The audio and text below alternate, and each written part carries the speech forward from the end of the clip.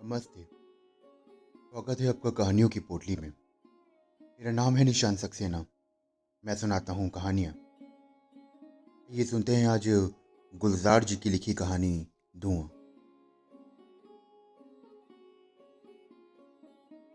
बात सुलगी तो बहुत धीरे से थी, लेकिन देखते ही देखते पूरे कस्बे में धुआं भर गया। चौधरी की मौत सुबह 4 बजे हुई थी। 7 बजे तक चौधराइन ने रो रो कर होश संभाले और सबसे पहले मुल्ला खैरुद्दीन को बुलाया। नौकर को सख्त ताकीद की कि कोई जिक्र ना करे। नौकर जब मुल्ला को आंगन में छोड़कर चला गया तो चौधराइन मुल्ला के ऊपर ख्वाबगाह में ले गई। वहां चौधरी की लाश बिस्तर से उतारकर जमीन पर बिछा दी गई थी। दो सफेद चादरों के बीच लेटा एक जर्दी माइल सफेद चेहरा, सफेद भौहें और दाढ़ी और लंबे सफेद बाल। चौधरी का चेहरा बड़ा नूरानी लग रहा था। मुल्ला ने देखते ही नलाहे व इना अलही रावेनु पढ़ा। कुछ रस्मी से जुल्मे कहे। अभी ठीक से बैठा भी ना था कि चौधराइन अलमारी से वसीयतनामा निकाल कर लाई। मुल्ला को दिखाया और पढ़ाया भी।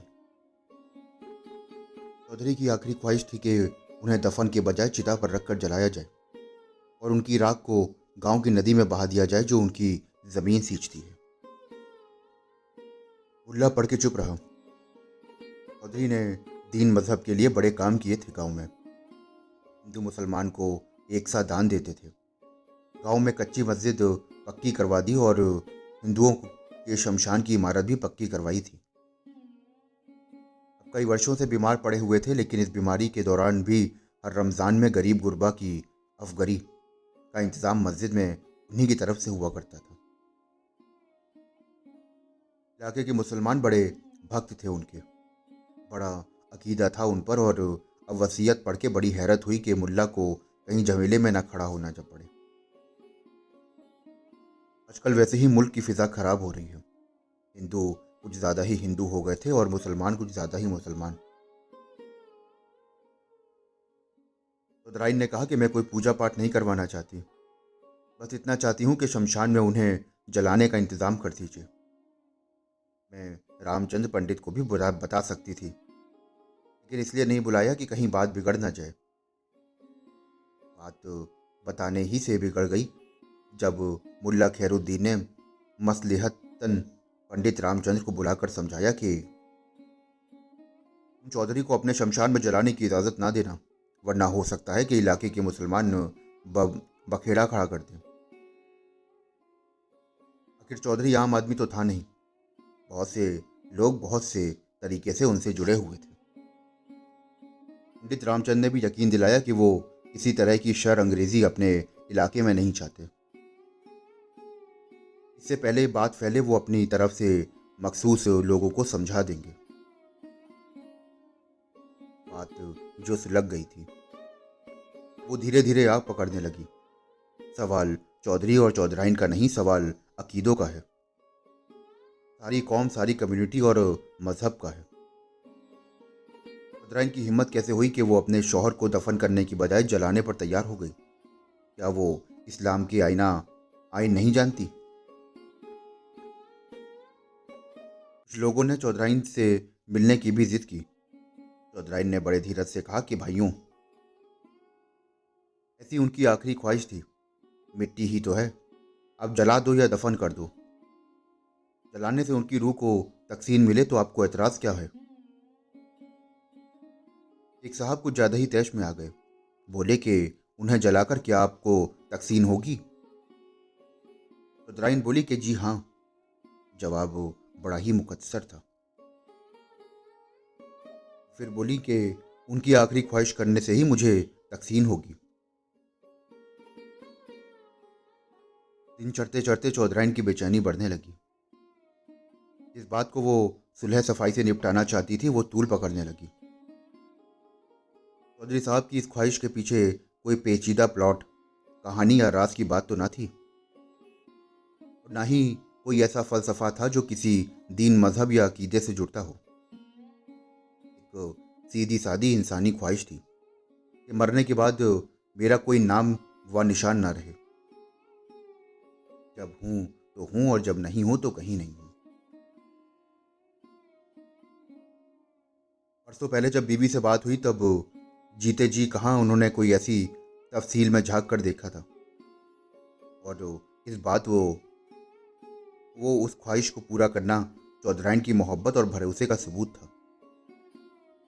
कि क्या कि आदमी आंख से ओझल हुआ और आप तमाम ओहदों पैमाने भूल गए। चौधराइन ने एक बार बीरू को भेजकर रामचंद पंडित को बुलाने की कोशिश भी की थी, लेकिन पंडित मिला ही नहीं। उसने चौकीदार से कहा कि देखो भाई, हम जलाने से पहले मंत्र पढ़ के चौधरी को तिलक जरूर लगाएंगे। वो बोला कि अरे भाई, जो मर चुका है उसका धर्म अब कैसे बदलेगा। लोग फिर बोले कि तुम ज्यादा बहस तो करो नहीं। ये तो हो नहीं सकता कि गीता के श्लोक पढ़े बगैर हम किसी को मुख अग्नि दे दें। ऐसा ना करें तो आत्मा हम सबको सताएगी, मैं भी और हमें भी। चौधरी साहब की हम पर बहुत एहसान है, हम उनकी आत्मा के साथ ऐसा नहीं कर सकते। और ये कहकर बीरू लौट गया। बीरू जब पंडित जी के घर से निकल रहा था तो पन्ना ने देख लिया। पन्ना ने जाकर मस्जिद में खबर दे दी। आग जो घुट घुट कर ठंडी होने लगी थी वो फिर से भड़क उठी। 4-5 मुअत्तबिर मुसलमानों ने तो अपना कतई फैसला भी सुना दिया। उन पर चौधरी के बहुत एहसान थे, वो उनकी रूह को भटकने नहीं देंगे। मस्जिद के पिछवाड़े वाले कब्रिस्तान में कब्र खोदने का भी हुक्म दे दिया गया। शाम होते होते कुछ लोग फिर हवेली पर आ धमके। उन्होंने फैसला कर लिया था कि चौधराइन को डरा धमकाकर चौधरी का वसीयतनामा उससे हासिल कर लिया जाए और वो वसीयतनामा जला दिया जाए, और फिर जब वसीयतनामा ही नहीं रहेगा तो बुढ़िया क्या कर लेगी। चौधराइन ने शायद ये बात सूंघ ली थी। वसीयतनामा तो उसने कहीं छुपा दिया था, और जब लोगों ने डराने धमकाने की कोशिश की तो उसने साफ कह दिया कि मुल्ला खैरुद्दीन से पूछ लो, उसने वसीयत देखी है और उसी ने पूरी पढ़ी भी है। भी लोग बोले कि अगर वो इनकार कर दे तो। चौधराइन बोली कि कुरान शरीफ पर हाथ रख के इनकार कर दे तो दिखा दूंगी, वरना। लोग थोड़ा तैश में आके बोले कि वरना क्या। चौधराइन ने बड़ी शांति से कहा कि वरना कचहरी में देखना। बात कचहरी तक जा सकती थी, ये भी वाजे हो गया। हो सकता है कि चौधराइन शहर से अपने वकील को और पुलिस को भी बुला ले। पुलिस को बुलाकर उसकी हाजिरी में अपने इरादे पर अमल कर ले।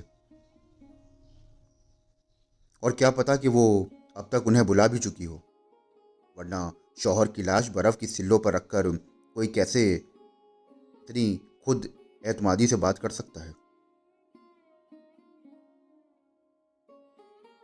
रात के वक्त खबरें अफवाहों की रफ्तार से उड़ती हैं। किसी ने कहा कि एक घोड़ा सवार अभी अभी शहर की तरफ जाते हुए देखा है। घुड़सवार ने सर और मुंह साफे से ढांप रखा था और वो चौधरी की हवेली से ही आ रहा था। एक ने तो उसे चौधरी के अस्तबल से निकलते हुए भी देखा था। साधु का कहना था कि उसने हवेली के पीछे अहाते में सिर्फ लकड़ियां काटने की आवाज ही नहीं सुनी, बल्कि पेड़ गिरते हुए भी देखा है। चौधराइन यकीनन पिछले अहाते में चिता लगवाने का इंतजाम कर रही है। ये सुनकर तो कल्लू का खून खौल उठा। चिल्लाया कि बुजदिलों, आज रात एक मुसलमान को चिता पर जलाया जाएगा और तुम सब यहाँ बैठे आग की लपटें देखोगे। कल्लू अपने अड्डे से बाहर निकला और खून खराबा तो उसका पेशा है। ईमान भी तो कोई चीज होती है। 4-5 साथियों को लेकर कल्लू पिछली दीवार से हवेली पर चढ़ गया। बुढ़िया अकेली बैठी हुई थी। लौटने से पहले ही कल्लू की कुल्हाड़ी सर से गुजर गई। चौधरी की लाश को उठवाया और मस्जिद के पिछवाड़े ले गए, जहां पर उनकी कब्र तैयार थी। जाते जाते रमजे ने पूछा कि सुबह चौधराइन की लाश मिलेगी तो क्या होगा? कल्लू बोला कि बुढ़िया मर गई क्या? रमजा बोला कि सर तो फट गया था, सुबह तक क्या ही बचेगी। कल्लू रुका और देखा कि चौधराइन की ख्वाबगाह की तरफ। ना कल्लू के जिगरे की बात समझ गया। बोला कि तू चल उस्ताद, तेरा जिगरा क्या सोच रहा है? मैं जानता हूं ये सब इंतजाम हो जाएगा। और कल्लू निकल गया कब्रिस्तान की तरफ। रात जब चौधरी की ख्वाबगाह से आसमान छूती लपटें निकल रही थी तो सारा कस्बा धुएं से भरा हुआ था।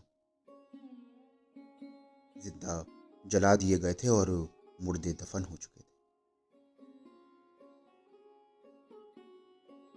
तो दोस्तों, अभी आप सुन रहे थे मेरे साथ गुलजार साहब की लिखी कहानी दुआ।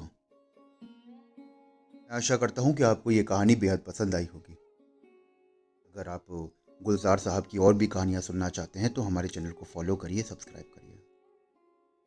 और आपको ये कहानी कैसी लगी हमें ज़रूर बताएं। डिस्क्रिप्शन बॉक्स में हमारा मेल आईडी और इंस्टा आईडी दिया हुआ है। मैं फिर मिलता हूँ आपसे एक और कहानी के साथ।